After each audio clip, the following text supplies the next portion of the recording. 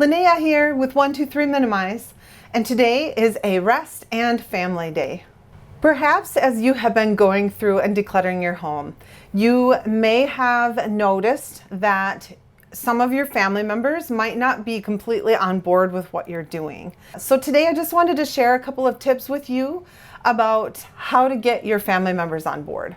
Honestly, the very best thing you can do is focus on yourself and your belongings. Just start practicing minimalism for yourself, what you bring in the home and how you shop. And sometimes, just by seeing your example, your family will see the value in it and come along for the journey.